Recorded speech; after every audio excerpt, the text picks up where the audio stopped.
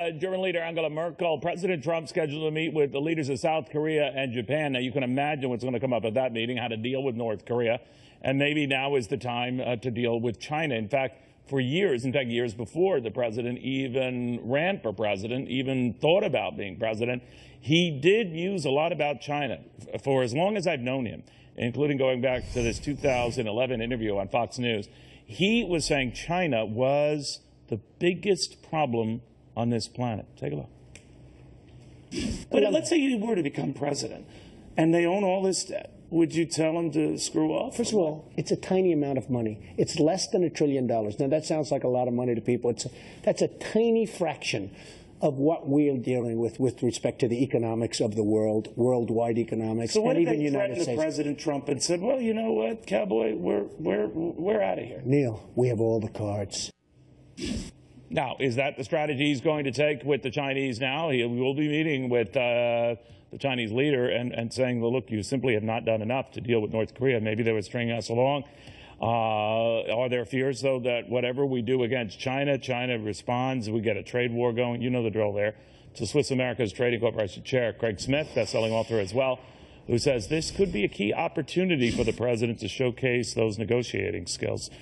Good to see a stranger. What do you make of this predicament here? Because obviously the Chinese are North Korea's really only pal, certainly in that region, and they finance a lot of things. So the president first went after 2 Chinese financial institutions that fund those efforts. But the argument is he's got to do a lot more, and China's the way to do it. What do you think? I think you're right, and I think the president is right. We hold all the cards. I mean, North Korea's largest trading partner is China. Okay, they trade about $8 billion a year. We do $578 billion a year with China. And I think the opportunity here is great, Neil, because the G20 meeting, as you know, is a financial meeting. Donald Trump is a negotiator. If you notice, he's backed off to talk about the tariffs and manipulation of currencies and stuff because he wants to sit down with Xi and say, hey, look, we have a lot at stake here. You have 870 miles of border with North Korea. If you cut just this guy off overnight and you have a refugee problem, we got to go about this the right way. So let's do this. Let's work together and maybe even ask for Mr. Putin's input on this, and let's squeeze this guy down to where he behaves. And I happen to believe that Donald Trump is absolutely right. $1 trillion, when you talk about the $20 trillion worth of debt we have, $130 trillion worth, $250 trillion worldwide, Neil, right. It's a pittance. Plus, keep in mind, this is the most important part, China's in trouble economically. They have a 250% debt to GDP right now, with $166 billion of that being in corporate debt, Neil. They can ill afford any hiccups in their economy right now. Every time this crazy guy sends off a missile, look at what happens to the Asian markets. So it's in Xi's benefit politically, socially, and economically to work it out. You would think that alone and the reality of that would hit home. And the only thing that gives me room to give the Chinese or cut them slack is maybe, what if they can't? Because logic would tell you they would be worried about what's going on in their neighborhood and worried about the clear reality that a Donald Trump, unlike his predecessors, will follow up. He's already going after these 2 Chinese banks, so he's already implementing what he threatened he would. He's already said, all right, I've given you enough time to deal with this. We tried our best, and you couldn't deliver the goods. So maybe I'm flipping it around here just to give China the benefit of the doubt that they can't control this guy. He's a nutcase. No, you're absolutely right, Neil. Let me tell you why. If they cut off the food, Kim Jong-un will just allow his people to starve. If they cut off electricity, he'll just leave them in the dark. I mean, Kim does not care about his people, and China understands that. So that's why if you have a leader like Donald Trump who says, I'm going to lead from the front, I'm going to lay this predicate down, then I need you to back me up and Putin to back me up, maybe we need a regime change.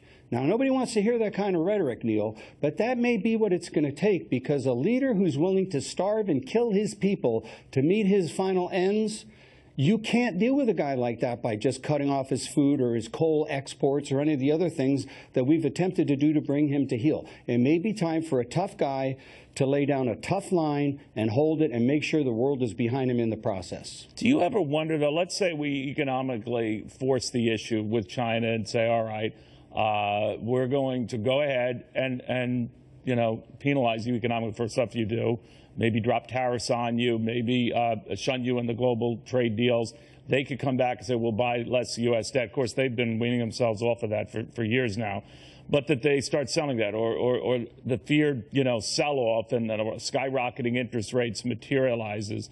But this president calls their bluff. Are we willing to endure as a country, you think, the prospect of more expensive goods and possibly higher interest rates as a result of getting tough on China?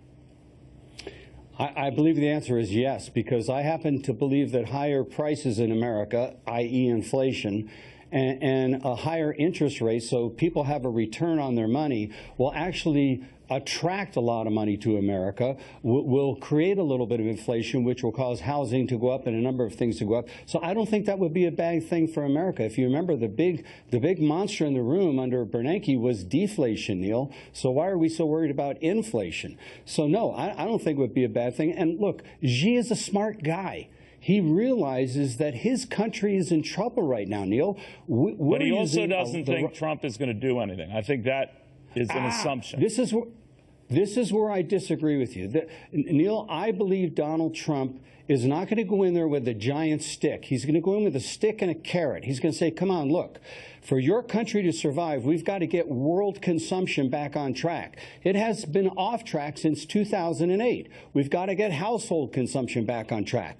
Let's work together. We can do this together, but we've got to get rid of this little irritant over here called Kim Jong-un, because he's creating uncertainty of which none of the world needs right now. You're right about that. And so I think you're going to see him go in very strong, Neil. I really do. But he's not going to do it where I'm going to punch you in the... It's not going to be like a Twitter fight. You call my wife ugly, I'm going to call your wife ugly. It's not going to happen that way. Or end with saying sad. Craig Smith, very good seeing you, my friend. Thank you. Good seeing you, Neil. All right. Meanwhile, the president has a lot of confrontation.